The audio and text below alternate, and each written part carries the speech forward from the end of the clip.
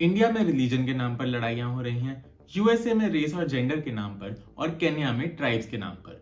दुनिया भर में 101 ऐसे देश हैं जिनमें आपसी मतभेदों के चलते सिविल अनरेस्ट बढ़ रहे हैं। तो ऐसा क्यों हो रहा है कि हर कंट्री में लोग एक साथ रह ही नहीं पा रहे हैं? क्या होता है डिवाइड एंड रूल? ये काम कैसे करता है? इससे फायदा किसको होता है? इसकी हिस्ट्री क्या है? और इसके ट्रैप से निकलकर एक स्टेबल पीसफुल देश कैसे बनाया जा सकता है? जानने के लिए आइए शुरू करते हैं आज की बेहुदा बात।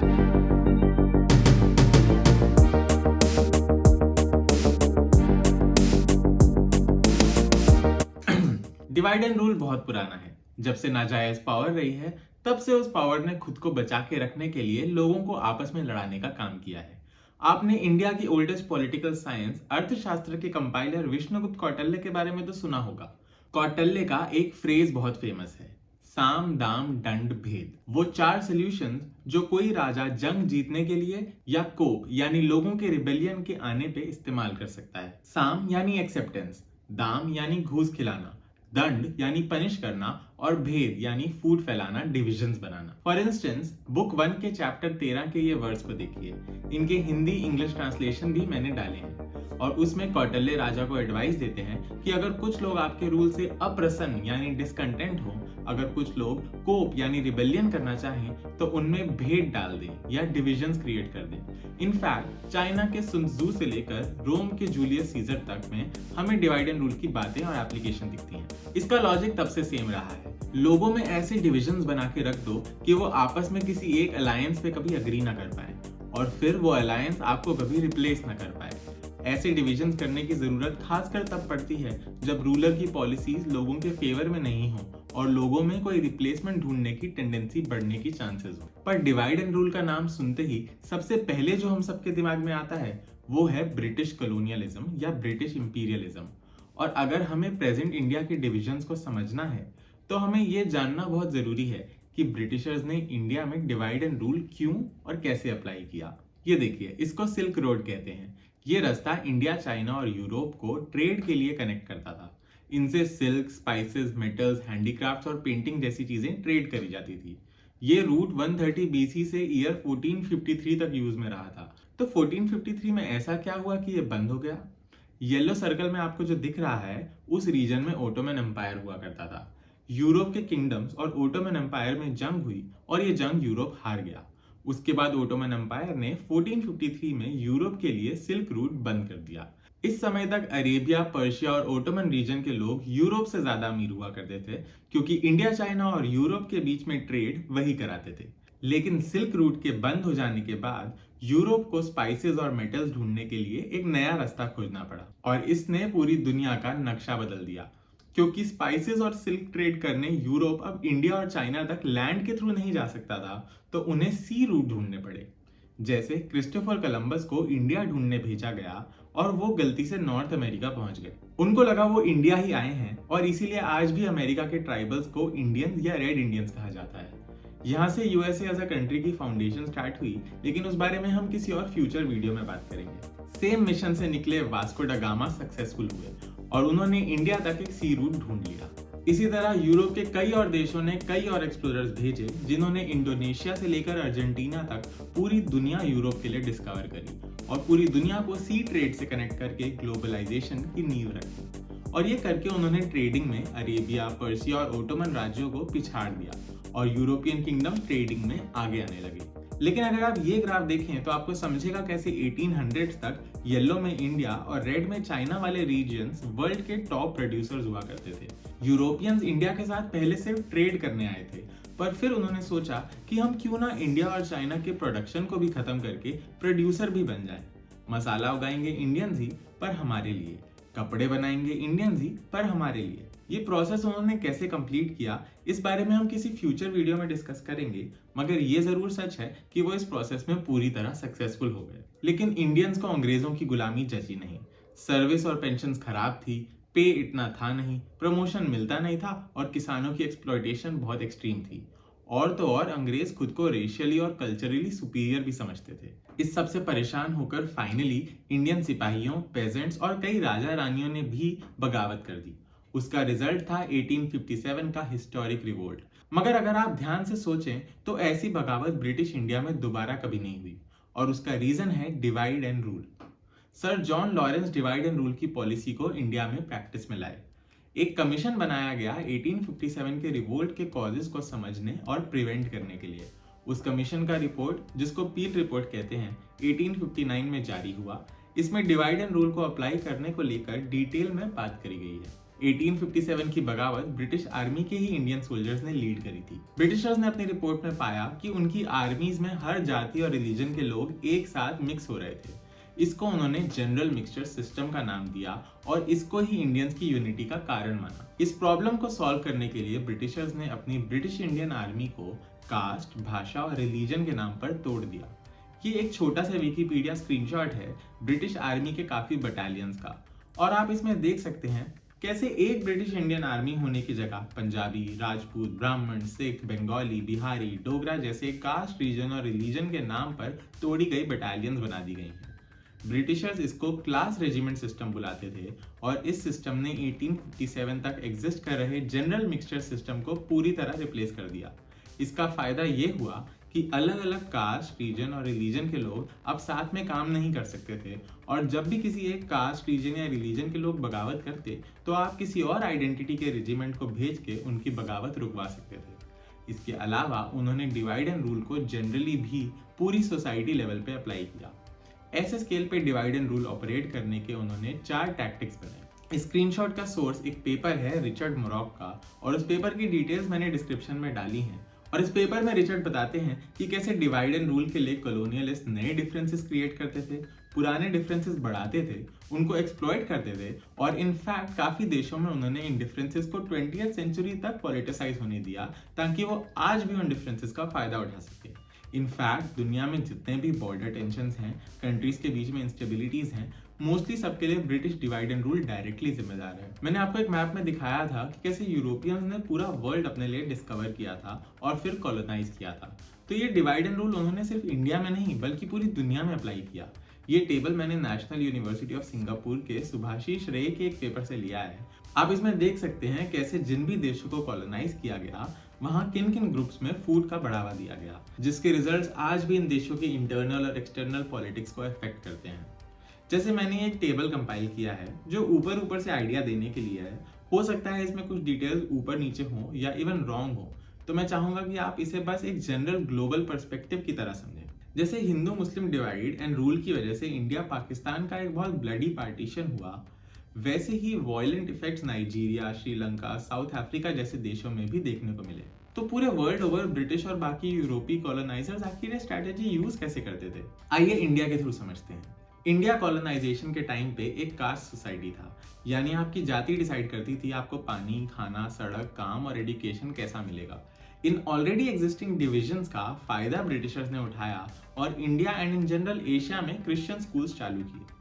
As a result British era onwards Christians generally ज्यादा एजुकेटेड होने लगे। एजुकेशन बाय इटसेल्फ गलत नहीं है, पर क्योंकि एजुकेशन एक रिलीजन का स्ट्रक्चर में पेश किया गया तो बाकी रिलीजन्स ने भी रिस्पॉन्स में अपने रिलीजियस स्कूल्स लॉन्च कर दिए। इससे एजुकेशन रिलीजन के नाम पर बढ़ गया और रिलीजियस डिफरेंसेस और कॉन्क्रीट होने लगे। मैं इसमें आपको एक चीज बोल देना चाहता हूँ कि मैं ये नहीं कह रहा कि क्रिश्चियनिटी या चर्च इंडिया में ब्रिटिशर्स लाए। इनफैक्ट क्रिश्चियनिटी इंडिया में ब्रिटेन से भी ज्यादा पुराना है। जीसस क्राइस्ट बेथलेहम में पैदा हुए थे जो पैलेस्टाइन में है, और वहीं से थोड़ी दूर गैलीली में थॉमस दी अपोस्टल पैदा हुए थे जो ईयर 52 में तमिलनाडु और केरला पहुंचे थे। तब से इंडिया में क्रिश्चियनिटी की शुरुआत हुई। यही चीज ब्रिटेन में होने में एटलीस्ट 200 साल और लगे। ऑल्सो लुक, ब्रिटिशर्स जिस इंडिया में एक डिवाइसिव, सेग्रीगेटेड और रेस सुप्रीमेसिस्ट तरीके से एजुकेशन प्रोवाइड कर रहे थे, उस इंडिया में ऑलरेडी एक डिवाइसिव, सेग्रीगेटेड और कास्ट सुप्रीमेसिस्ट तरीके से एजुकेशन दी जाती थी। उन्होंने इस फैक्ट का बस फायदा उठाया। यानी कि अगर हमें प्रेजेंट कंडीशन के ट्रैप्स को समझ के उससे निकलना है तो हमें हिस्ट्री को मॉरली नहीं बल्कि मटेरियली जज करना होगा। एक और चीज जो ब्रिटिशर्स ने करी वो थी, अगर एक देश में कुछ लोग बैकवर्ड्स हैं, पिछड़े हैं, तो उनको आर्म फोर्सेस में ज्यादा जगह दो, और अगर वो फॉरवर्ड हैं तो उनको सिविल सर्विसेज में ज्यादा जगह दो। इस पेपर में साउथ अफ्रीका और कॉन्गो का एग्जाम्पल दिया है, पर ये इंडिया में भी ट्रू था। इंडिया में सिविल सर्विसेज पे जनरली अपर कास्ट और लैंड ओनिंग हिंदूज और मुस्लिम जाते थे। अगेन ये डिफरेंसेस ऑलरेडी इंडियन सोसाइटी में एग्जिस्ट करते थे, पर ब्रिटिशर्स ने इनको ऐसे यूज किया कि लोगों को उनके अगेंस्ट साथ में आना और मुश्किल हो जाए।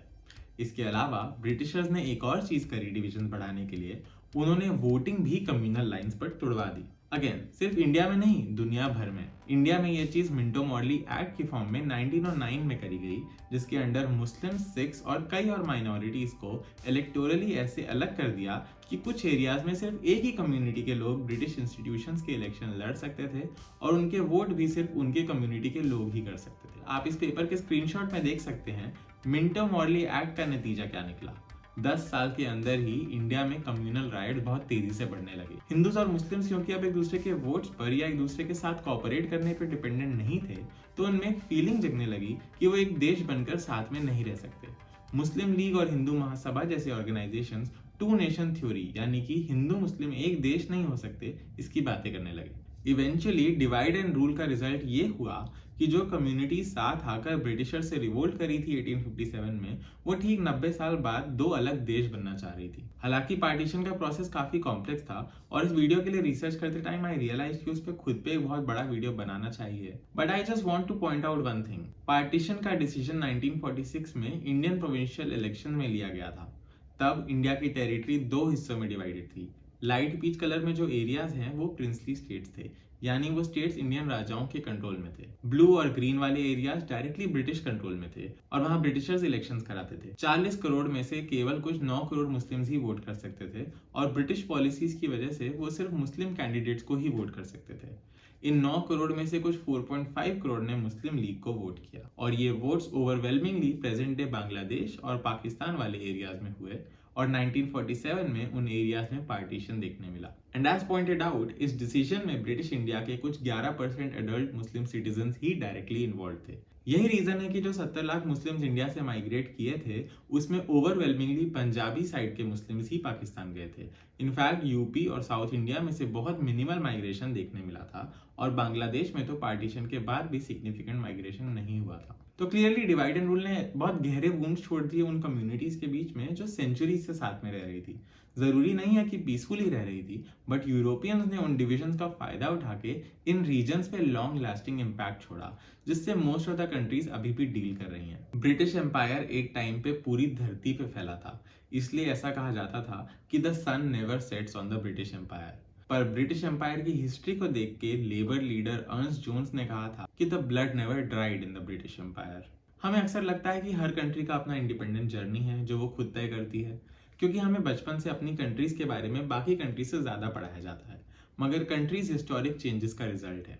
कॉन्स्टिट्यूशन से चलने वाले नेशन स्टेट्स और कैपिटलिस्ट इकोनॉमीज कुछ 200-300 साल पुरानी ही हैं। जैसे एक सीड के अलग अलग स्टेजेस होते हैं ट्री बनने के प्रोसेस में, वैसे ही कंट्रीज के भी कुछ स्टेजेस होते हैं डेवलपमेंट के, और ये स्टेजेस कॉलोनाइजिंग कंट्रीज जैसे यूके और कॉलोनाइज कंट्रीज जैसे इंडिया के लिए अलग अलग होते हैं। आइए डिवाइड एंड रूल हुई बाकी कॉलोनाइज कंट्रीज के ट्रेंड समझें, जिससे हम अपनी कंट्री के प्रेजेंट हालात और अच्छे से समझ पाएं। एंड्रियास विमर ने पाया कि जो भी देश कॉलोनियल गुलामी से आजाद हुए, उनमें आजादी के बाद जो भी एथनिक कॉन्फ्लिक्ट यानी संजातीय वायलेंस देखने को मिला, उसको कुछ ऐसे समझा जा सकता है। ब्रिटिशर्स अपनी कन्वीनियंस के हिसाब से टेरिटरीज और बॉर्डर्स बनाते थे। जैसे आप देख सकते हैं अफ्रीका के बॉर्डर्स में कितनी स्ट्रेट लाइंस और शार्प शेप्स हैं। इस वजह से उनके जाने के बाद जो लोग साथ रह रहे थे या आस पड़ोस में रह रहे थे, उनमें एक स्ट्रगल चालू हो गई कि उस देश के रिसोर्सेज, इंस्टीट्यूशन, इन सब पे किसका हक है। और क्योंकि ब्रिटिशर्स फूट फैला के गए थे, तो ये फूट एक कारण या एक बहाना बनने लग गई डाइवर्स देशों में लड़ाई की। लेकिन सब देशों में दंगे, राइट्स एक्सेट्रा नहीं हुए। जिन देशों में ये वायलेंस देखने को मिला, उनमें एक पैटर्न पाया गया। वो पैटर्न मैंने इस पेपर से समराइज करके इस टेबल में डाला है। मान लीजिए किसी देश में दो ग्रुप हैं, G1 और G2, और G1 की पॉपुलेशन ज्यादा है। डिवाइड एंड रूल करने के लिए ब्रिटिशर्स अक्सर एक ग्रुप को दूसरे से ज्यादा फेवर करते थे। तो किसी भी देश के आजाद होने के टाइम पर अगर दोनों ग्रुप्स में से कम पॉपुलेशन वाले ग्रुप को सरकार में ज्यादा रिप्रेजेंटेशन मिला था और दोनों ग्रुप्स अंग्रेजों की गुलामी में बराबर तरीके से एकजुट हुए थे, तो कम पॉपुलेशन पर ज्यादा रिप्रेजेंटेशन वाले ग्रुप से वायलेंस होने के चांसेस ज्यादा थे। पेपर में उन्होंने श्रीलंका के तमिल और सिन्हलीज के बीच हुए वायलेंस का एग्जाम्पल दिया। और मुझे ये टेबल शेयर करने लायक इसलिए लगा क्योंकि ये दिखाता है कि जब पावर और सेंट्रलाइजेशन दो ग्रुप्स के बीच बैलेंस नहीं थी तभी वायलेंस के चांसेस बढ़ते थे।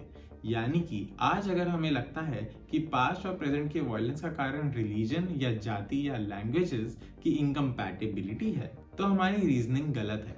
हम हिस्ट्री और बिगर पिक्चर मिस कर रहे हैं और गलत एंड अनप्रोडक्टिव सॉल्यूशंस की तरफ बढ़ रहे हैं। अलग अलग ग्रुप्स के बीच में बैलेंस तरीके से डेवलपमेंट, सेंट्रलाइजेशन और रिप्रेजेंटेशन यानी एक हेल्दी डेमोक्रेसी जिसमें सबको पॉपुलेशन के हिसाब से बराबर का हक मिले, वो ही इस प्रॉब्लम का सलूशन है। इनफैक्ट ये रिसर्च पेपर रिकमेंड करता है कि अगर किसी भी देश को आपसी मतभेद से निकलना है तो उन्हें ब्रिटिश डिवाइड एंड रूल को पॉलिसी मेकिंग के सेंटर में रखना होगा और उससे हुए डैमेजेस को अंडू करना होगा। तो अब हम ये तो समझ गए होंगे कि डिवाइड एंड रूल होता क्या है। ये एक तरीका होता है दो कम्युनिटीज को आपस में लड़वा के वीक कर देने का ताकि लड़वाने वाले को फायदा हो जाए। इसके लिए आप जो भी पैंथरे अपनाओ मगर इंटेंशन यही होता है। तो अब जब हम समझ गए हैं कि डिवाइड एंड रूल का हिस्ट्री क्या रहा है, आइए जानते हैं कि डिवाइड एंड रूल अब कैसे काम कर रहा है। 21वीं सेंचुरी में उसकी क्या नीड है। अब तो कॉलोनियलिज्म नहीं है, तो क्या ये अब भी एग्जिस्ट करता है, और अगर हाँ तो ये अब काम कैसे करता है। एक वर्ल्ड इमेजिन करो, एंड सुनने में बहुत स्टूपिड लगेगा पर जस्ट स्टे विद मी है। और एक वर्ल्ड इमेजिन करो जहां दुनिया का सारा नॉलेज जो अब तक ह्यूमंस ने डिस्कवर किया है, सारा साइंटिफिक ट्रूथ, एटम्स कैसे काम करते हैं, केमिकल्स कैसे रिएक्ट करते हैं, हमारा एनवायरनमेंट, हमारी बायोलॉजी, इनकी वर्किंग के लॉज क्या हैं। इमेजिन अ वर्ल्ड जहां ये सारा नॉलेज सभी 8 बिलियन लोगों के पास हो। इसी दुनिया में ऑल्सो इमेजिन अगर ये सभी नॉलेजेबल लोगों के पास इस प्लेनेट के सभी रिसोर्सेज, मेटल्स, जमीन, खाना, लकड़ी, इस सब पर बराबर का एक्सेस और हक हो। आई नो अनरियलिस्टिक लग रहा है, but just stay with me. अगर सब इंसानों को पता हो कि ये दुनिया कैसे काम करती है और अगर वो ये नॉलेज आसपास के रिसोर्सेज पर अप्लाई कर पाए, तो आपको नहीं लगता कि इवेंचुअली इस वर्ल्ड में हर प्रॉब्लम सॉल्व करना और हर नीड के लिए अबंडेंस क्रिएट कर पाना आसान हो जाएगा। अबंडेंस क्रिएट करनी है तो मशीन्स बनानी और इंप्रूव करनी आनी चाहिए। नॉलेज और रिसोर्सेज के एक साथ होने से ही स्कार्सिटी या कमी की प्रॉब्लम सॉल्व करी जा सकती है। और अब एक बहुत अलग वर्ल्ड इमेजिन करो। इस वर्ल्ड में नॉलेज और एजुकेशन सिर्फ कुछ करोड़ों लोगों के पास है और धरती के सभी रिसोर्सेज की ओनरशिप और भी कम लोगों के पास है। एक्चुअली ये सब इमेजिन करने की भी नीड नहीं है, but let's not get so real. मान लो कि कुछ लाख लोग ही हैं जो सभी जमीन, मिनरल्स, फार्म्स ये सब ओन करते हैं, तो नेचुरली वही डिसाइड करेंगे कि उन चीज़ों को यूज़ कैसे करना है। ये ओनर्स फिर नॉलेज वाले लोगों से काम करवाएंगे और अपने रिसोर्सेज को प्रोडक्ट्स में कन्वर्ट करके बदले में कुछ रिवॉर्ड देंगे। जैसे हर 1000 स्मार्टफोन बनाने पे एक स्मार्टफोन जितनी सैलरी दे देंगे। लेकिन इन ओनर्स का हमेशा मन करेगा कि कम से कम लोग रखो, इसलिए ये ओनर्स ऑटोमेशन में इन्वेस्ट करेंगे। मतलब धीरे धीरे वो लोग जो ना कुछ ओन करते हैं, ना ज़्यादा नॉलेज रखते हैं और ना ही कहीं पर काम करते हैं, उनकी पॉपुलेशन बढ़ती जाएगी। और जब ऐसा होगा तो ये अनएम्प्लॉयड, अनहाउस्ड, भूखे, गरीब, इम्पॉवरिश, निग्लेक्टेड मेजॉरिटी को धीरे धीरे समझ आ जाएगा कि वो गरीब हैं इसलिए नहीं कि वो अनलकी हैं या वो आलसी हैं या वो कमअकल हैं, बल्कि इसलिए क्योंकि सिस्टमैटिक तरीके से उनका ओनरशिप और नॉलेज पर से स्टेक कम कर दिया गया है। और जब ये 90% ऑफ द वर्ल्ड पॉपुलेशन को पता चलेगा कि चल क्या रहा है, तो वो एकजुट हो जाएंगे और कोशिश करेंगे दुनिया की सारी वेल्थ को, रिसोर्सेज को और नॉलेज को रीडिस्ट्रीब्यूट करने का। वो लोग ट्राई करेंगे ऐसी सोसाइटी बनाने का जहाँ सब इक्वल हो, जहाँ साइंटिफिक टेम्परामेंट हो और जहाँ सब अपनी नॉलेज को दुनिया बेहतर बनाने के लिए लगा पाए। और फिर एक दिन ये लोग हिस्ट्री के पन्ने पन्ने उठाकर खोल देंगे। हेटी के slave revolt, French revolution, Russian revolution और इंडियन इंडिपेंडेंस स्ट्रगल, वो सब पर डालेंगे। वो जान लेंगे कि लोग साथ कैसे आ सकते हैं, साथ आकर कैसे सिस्टम बदल सकते हैं, कैसे पावर और कंट्रोल सब में बांट सकते हैं। हाँ, ये जरूर है कि ये यूनिटी, ये सेल्फ एजुकेशन और ये ऑर्गेनाइजिंग होने में टाइम लगता है, लेकिन जब तक नहीं हो रहा, ये होने का पोटेंशियल हमेशा हाई रहता है और यूनाइट होने का स्पार्क कहीं से भी आ सकता है। और इस पोटेंशियल से वो जो माइनॉरिटी एलीट ओनर्स हैं वो डरते हैं और इसलिए वो इस यूनिटी को तोड़ देना चाहते हैं, even before it has a chance to exist. और इसलिए वो हमें डिवाइड करते हैं। ये याद रखिए कि कॉलोनियलिज्म भी कैपिटलिज्म का ही एक फॉर्म था। याद कीजिए कि फ्रीडम फाइटर्स ने कैसी सोसाइटी के लिए स्ट्रगल किया था। शहीद भगत सिंह ने कहा था कि हमें अंग्रेजों को लोकल एलीट से रिप्लेस नहीं करना है। तो आज जब हम सुनते हैं कि 2024 का इंडिया ब्रिटिशर्स के समय के इंडिया से भी ज्यादा अनइक्वल है, तो हमें सोचना नहीं चाहिए कि हम कुछ गलत कर रहे हैं। नेशन बिल्डिंग के प्रोसेस में हम कहीं गलत रास्ते पे आ गए हैं। हम ये सब ना सोचें इसीलिए जो एलिट्स हैं वो सेंचुरीज पुराने गड़े मुर्दे उखाड़ते हैं, ऐसे डिफरेंसेस उछालते हैं जो अब तक हमें रिजॉल्व करने नहीं आए, और वो उन डिफरेंसेस को ऐसे पेश करते हैं कि जैसे इन्हें रिजॉल्व कर पाना नामुमकिन हो। वो इन डिफरेंसेस पे जिंदा रहने वाली फ्रिंज कट्टर ऑर्गेनाइजेशंस को पैसे देते हैं, नर्चर करते हैं, उन्हें दुनिया भर की अटेंशन और ग्लोरी और पावर देते हैं। 1 करोड़ पर मंथ की सैलरी पे बिक कर वो गरीबों को धर्म और जाति के नाम पर लड़वाते हैं, उनके करियर बन जाते हैं, वो विदेशों में घर लेते हैं, अपने बच्चों को बाहर पढ़वाते हैं, और इंडिया में रह रहा कोई किसी बड़े बिजनेस से सवाल ना पूछ ले, अपनी गिरती हुई इकोनॉमिक कंडीशंस पे सड़क पे ना उतर आए, इसलिए वो हमें डिवाइड एंड रूल करते हैं। पिछले कुछ सालों में अनएम्प्लॉयमेंट बढ़ा है, महंगाई बढ़ी है, इनइक्वालिटी बढ़ी है, इसके अलावा लेबर लॉज वीक हुए हैं, एनवायरमेंटल रेगुलेशंस खत्म किए गए हैं, और ये सब करने के लिए करप्शन को इलेक्टोरल बॉन्ड की फॉर्म में लीगलाइज कर दिया गया है। हमारी लाइफ का स्टैंडर्ड गिर रहा है, और वो फ्रस्ट्रेशन हमसे उन्हीं पे निकालने बोला जा रहा है जिनकी हमें जरूरत है एक यूनाइटेड तरीके से हम सबके हक मांगने के लिए। और ये सिर्फ इंडिया में नहीं हो रहा। यूरोप और यूएस ने जिन देशों को पिछले कुछ सालों में बॉम्ब किया और वॉर में घसीटा, उन देशों को रीबिल्ड करने की जिम्मेदारी भी उनकी बनती है। मगर ये करने की जगह उन्होंने बड़ी तादाद में इन देशों के रेफ्यूजीज को शेल्टर दिया, और अब इन रेफ्यूजीज को देश के सिटीजन से लड़ाने के लिए यूज करा जा रहा है। ये स्ट्रैटेजी कॉलोनियल टाइम में परफेक्ट कर ली गई थी, और अब यूरोप के कैपिटलिज्म से थके हुए लोगों को डिस्ट्रैक्ट और डिवाइड करने के लिए ये स्ट्रैटेजी अब घर ला दी गई है। यूएसए में अडॉप्शन को बैन कर दिया गया है, ट्रांसजेंडर लोगों को डीह्यूमनाइज किया जा रहा है, वहां भी रेफ्यूजीज को लेकर डिवाइड एंड रूल चल रहा है। मीनवाइल चीजें इतनी महंगी हो गई हैं कि यूएस में मोर एंड मोर लोगों को बस घर चला पाने के लिए 2-2 जॉब्स करनी पड़ रही हैं। एट द सेम टाइम उस देश में जेफ बेजोस और इलॉन मस्क जैसे लोग हैं जो दुनिया की हिस्ट्री के सबसे अमीर लोग बन गए हैं। इनफैक्ट ये डिवाइड एंड रूल और आइडेंटिटी पॉलिटिक्स हमेशा कुछ ऐसे ही मटेरियल फायदों पे पर्दा डालने का काम कर रहे होते हैं। जैसे पैलेस्टाइन में लोगों की जमीन चुराई जा रही है, और यूरोप और दुनिया भर के लोग वहां आकर सेटलमेंट बना रहे हैं, बिजनेस खोल रहे हैं। इस जमीन की चोरी को रिलीजन की चद्दर पहना दी गई है, जूज और मुस्लिम्स की रिलीजियस लड़ाई बताई जा रही है। वैसे ही मणिपुर में राइट शुरू जमीन को लेकर हुए थे, मगर अब उनको कम्युनल एंगल दे दिया गया है। वैसे ही डॉक्टर वंदना शिवा के हिसाब से पंजाब में पानी को लेकर जो कॉन्फ्लिक्ट चल रहा था, उसको अब एक रिलीजियस कलर दे दिया गया है। अब भी जो फार्मर प्रोटेस्ट कर रहे हैं, जानबूझकर मीडिया उसको उनके रिलीजन पे तोड़ देने का ट्राई कर रहा है। यानी मटेरियल बुनियादी इश्यूज को जानबूझकर कम्युनल एंगल दिया जाता है, क्योंकि कम्युनल डिफरेंसेस का कोई सोल्यूशन नहीं है, क्योंकि ये इमोशनल इश्यूज हैं। न सिर्फ इंडिया बल्कि पूरे वर्ल्ड में लोग बड़े से बड़े स्केल पर अपनी गिरती लिविंग कंडीशन से परेशान हैं। ये वो लोग हैं जिन्होंने हर चीज रूल्स के हिसाब से करी है, मेहनत करके कॉलेज गए हैं, डिग्री ली है पर जॉब नहीं मिल रही, जॉब है पर सेविंग नहीं हो रही, सेविंग्स है पर महंगाई बहुत बढ़ रही है, पेंशन जा रही है, एनवायरनमेंट नष्ट हो रहा है, काम में मेहनत बढ़ रही है पर पगार नहीं बढ़ रही है, कॉरपोरेट सरकारों को घूस खिलाकर हर कानून अपने फेवर में बनवा रही हैं। इससे बढ़ती इनइक्वालिटी से ध्यान भटकाने के लिए कॉरपोरेट टीवी चैनल्स चलाते हैं, फिर वही मीडिया लोगों में नफरत फैला रही है। ये साइकिल दुनिया भर के देशों को अनस्टेबल बना रहा है। ऐसे कंडीशन में हम में से कोई भी सेफ नहीं फील करेगा। मैं आपसे एक सिंपल सा सवाल पूछता हूँ, दिल्ली में हर 3 में से 1 बच्चा अब एस्थमेटिक है। ये हमारे देश के लिए ज्यादा बड़ी प्रॉब्लम है, या 500 साल पहले कोई मुगल राजा क्या कर गया था वो बड़ी प्रॉब्लम है? मुंबई की मछलियों में और समुद्र में मर्करी जैसे केमिकल्स का होना ज्यादा अर्जेंट प्रॉब्लम है, या इस देश के पीएम कौन सा रिलीजन का है वो ज्यादा बड़ी प्रॉब्लम है? इंडिया में 80% अनएम्प्लॉयड लोग जवान हैं, 50% से ज्यादा अनएम्प्लॉयड यूथ ग्रेजुएट हैं। ये ज्यादा बड़ी प्रॉब्लम है, या ये कि लोग पूजा किसको करते हैं? पूरे देश में कुछ गुंडे लोग अब मुस्लिम कम्युनिटी से बिजनेस करने पे बॉयकॉट करने की बातें कर रहे हैं, अपने ही देश के लोगों से बिजनेस ना करने की रैलीज निकाल रहे हैं, हेट स्पीचें देके अपने पॉलिटिकल और यूट्यूबर वाले करियर बना रहे हैं। क्राइम एक इंसान करता है, पर जानबूझकर उसकी रिस्पॉन्सिबिलिटी पूरी कम्युनिटी पे थोपी जा रही है।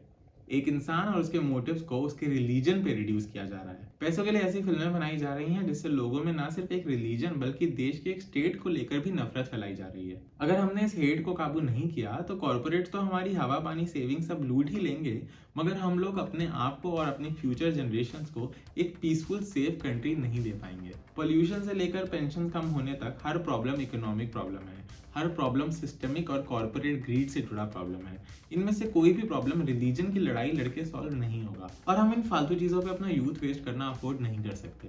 और अगर आपको ये सब भी कन्विंसिंग नहीं लग रहा तो मैं आपको याद दिला दूं कि यूएसए और चाइना में कोल्ड वॉर चल रहा है।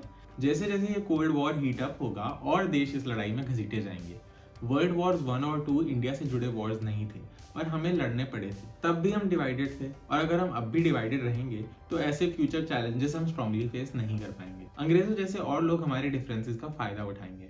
तो क्या है इस प्रॉब्लम के सोल्यूशन, कैसे निकलते हैं इस हेट के दलदल से, आइए जानते हैं। जैसे कि मैंने शुरू में बताया था, डिवाइड एंड रूल का आइडिया जूलियस सीजर के समय जितना पुराना है। हालांकि ब्रिटिशर्स ने ये तरीके 1857 के बाद परफेक्ट किए, मगर उससे पहले भी वो ये ट्राई तो कर रहे थे। उन्होंने 6 सोल्जर्स को जानबूझकर बंगाल आर्मी में डाला था ताकि ये डिफरेंट कल्चर्स के लोगों में लड़ाई रहे। पर अपनी रिपोर्ट्स में वो बताते हैं कि कैसे सिख्स और बंगालीज का एक साथ काम करना और एक कॉमन एनिमी को समझ देने से उन लोगों के आपसी मतभेद खत्म होने लगे थे और वो लोग यूनाइट हो रहे थे। ब्रिटिशर्स कहते हैं कि हिंदू मुस्लिम सिख्स की कभी नहीं बनती, मगर अगर उन सबको अगर एक साथ डाल दो तो ना सिर्फ सोल्जर बल्कि जमींदार भी, चाहे किसी भी धर्म के हों या किसी भी कास्ट के, वो एक साथ आ जाते थे। इस वजह से ब्रिटिशर्स ने कहा कि उनको कभी एसिमिलेट मत होने दो, उन्हें हमेशा अलग रखो। तो क्या डिवाइड एंड रूल का एंटीडोट यूनाइट एंड गवर्न में है, यानी एक साथ आकर खुद की सरकार चलाना? इसका हमें एक और एग्जाम्पल दिखता है सिंगापुर में। सिंगापुर भी एक बहुत डाइवर्स देश है और वो भी अंग्रेजों का गुलाम और उनकी डिवाइड एंड रूल का शिकार रह चुका है। अपनी डाइवर्सिटी को स्ट्रेंथ बनाने के लिए सिंगापुर ने एथनिक इंटीग्रेशन पॉलिसी निकाली थी। इसके अंडर हर हाउसिंग कॉम्प्लेक्स या नेबरहुड में हर एथनिसिटी के लोगों को रिजर्वेशन देना मैंडेटरी था। इंडिया में लैंडलॉर्ड घर भी कास्ट और रिलीजन देख के देते हैं। इनफैक्ट सिंगापुर में जो हुआ, इंडिया में तो उसका उल्टा ट्रेंड है। यहाँ जिन भी एरियाज में थोड़ा भी कोएग्जिस्टेंस है, वहाँ रायट्स करा दिए जाते हैं और फिर कोई ना कोई कम्युनिटी को वो जगह छोड़नी पड़ जाती है, जिसके बाद उस कम्युनिटी को घेटोज में रहना पड़ता है। इनफैक्ट बाबा साहब अम्बेडकर का जॉब्स में रिजर्वेशन इंट्रोड्यूस करने का रीजन भी यही था। लोग अक्सर ऐसे आर्ग्यू करते हैं कि जैसे रिजर्वेशन गरीबी हटाने के लिए या नौकरी देने के लिए हो, मगर इंडिया में कास्ट और रिलीजन के नाम पर सेग्रीगेशन इतना ज्यादा रहा है कि रिजर्वेशन एक जरिया था इंश्योर करने का कि डिप्रेस्ड क्लासेस को फॉरवर्ड क्लासेस जितना ही एक्सेस मिले देश चलाने में। इनफैक्ट अगर हमें डिवाइड एंड रूल से निकलना है तो हमें रहने से लेकर काम तक हर जगह एक ट्रू रिप्रेजेंटेशन, यानी जिसकी देश में पॉपुलेशन में जितनी हिस्सेदारी है उसकी ये देश बनाने में उतनी ही कंट्रीब्यूशन हो, हमें ये अचीव करना होगा। ना सिर्फ रिलीजियस, कास्ट और जेंडर लाइंस पर, बल्कि इकोनॉमिक क्लासेस के मामले में भी। जब हमारे हर इंस्टीट्यूशन, सरकारी, प्राइवेट, हाउसिंग हमारे सुंदर और यूनिक देश की डाइवर्सिटी को कैप्चर करेंगे, जब हर क्लास और कास्ट के लोग एक साथ आकर घुल मिलकर बात कर पाएंगे, अपने प्रॉब्लम्स डिस्कस कर पाएंगे, उनके सॉल्यूशंस पे साथ में काम कर पाएंगे, तो जो अंग्रेजों ने बहुत डर के कहा था कि इनको कभी एक साथ मत आने देना वरना ये अपने डिफरेंसेस भूल जाएंगे, अंग्रेजों का वो डर सच हो जाएगा। जिस दिन हम सब एक साथ मिलकर एक दूसरे को नीचा करने के लिए नहीं बल्कि एक दूसरे को उठाने के लिए साथ आएंगे, तब ही हम एक देश कहला पाएंगे, तभी हम अपने प्रॉब्लम्स के जड़ को समझ पाएंगे और साथ मिलकर कोई सोल्यूशन ढूंढ पाएंगे। आज का वीडियो खत्म करने से पहले मैं एक नया सेक्शन इंट्रोड्यूस करना चाहता हूँ, बेहुदा आर्ट। अगर आप कोई राइटर हो, सिंगर हो, फिल्म मेकर हो या हमारे देश से जुड़ी प्रॉब्लम्स पे या ह्यूमैनिटी से जुड़े इश्यूज पे कुछ पॉजिटिव क्रिएट करते हो और मेरे वीडियोस के थ्रू और लोगों से शेयर करना चाहते हो, तो डिस्क्रिप्शन और पिन कमेंट में दिए गए फॉर्म पे क्लिक करें, उसमें अपना क्रिएशन या उससे जुड़े डिटेल्स सबमिट करें and I will get in touch with you. ये सेक्शन इनॉग्रेट करने के लिए मैं अपनी खुद की एक पोएम पढ़ना चाहता हूँ, but I am very excited आप सबकी आर्ट को देखने और शेयर करने के लिए। पोएम का नाम है अगर तुम ये समझते हो। अगर तुम ये समझते हो कि खरगोश और हिरण जब तालाब चखने आते हैं और मगरमच्छ से दबोचे जाते हैं तो बराबर ही करहाते हैं, और अगर तुम ये समझते हो कि आंखों में मौत का डर बस पुतली के रंग से ही मुख्तलिफ है, और अगर तुम ये भी समझते हो कि पीड़ा और तकलीफ में बस संस्कृत पारसी का फासला है, तो क्यों इंसानियत का तराजू छोड़कर तुम धर्म के तराजू पर तोलते हो दर्द हिंदू और रोहिंग्या का, जैन और अहमदिया का, जो बिन छत बिन जल बिन परिवार आए हैं मौत ले आंखों में, उनकी कपड़े सी फटी जिंदगी को पोचे सा क्यों परखते हो? अगर तुम ये समझते हो, अगर तुम सब समझते हो। अगर आपको आज का एपिसोड अच्छा लगा हो तो लाइक और शेयर करना मत भूलना। ऐसी और वीडियोस देखने के लिए सब्सक्राइब जरूर कर लें। अगर आप मेरी किसी भी बात से डिसएग्री करते हैं तो अपने आर्ग्यूमेंट्स कमेंट्स में जरूर छोड़िए। मैं सब कमेंट्स पढ़ता हूँ और रिस्पेक्टफुल और क्यूरियस कमेंट्स पे हमेशा रिप्लाई करता हूँ। मेरा गोल है कमेंट्स को भी एक लर्निंग और डायलॉग का सोर्स बनाना, इसलिए कमेंट्स हमेशा हेल्ड फॉर रिव्यू रहते हैं और मैं चाहूंगा कि आप वीडियो देख के कमेंट्स भी जरूर पढ़ें। अगर आप मुझे काम फुल टाइम करने में सपोर्ट करना चाहते हैं तो help me hit a target of 100 paid members. उससे मैं एक एडिटर हायर कर पाऊंगा और हर हफ्ते आप तक एक वीडियो ला पाऊंगा। बेहुदा बात को मॉनिटरीली सपोर्ट करने का लिंक डिस्क्रिप्शन और पिन कमेंट्स में है। इसके अलावा आप मेरी किताब भी खरीद सकते हैं, the last sunset of Colaba and other stories for the end of the world. ये शॉर्ट स्टोरीज और इलस्ट्रेशंस का कलेक्शन है जिसका गोल है कैपिटलिज्म, फैशिज्म और जियो पॉलिटिक्स कैसे काम करता है वो सिंपल और एंटरटेनिंग सटायर के फॉर्म में लोगों को समझाना। इसको खरीदने का लिंक भी डिस्क्रिप्शन और पिन कमेंट्स में है। इसके अलावा बेहुदाबाद के इंस्टाग्राम को भी फॉलो कर सकते हैं और फन इन्फॉर्मेशन के लिए, और मेरी बाकी राइटिंग्स और वीडियोस के लिए मेरे न्यूज़लेटर और मेरे इंस्टाग्राम को भी आप देख सकते हैं। इन सब के लिंक भी नीचे दिए गए हैं। That's all for today. As always, stay curious, stay बेहुदा।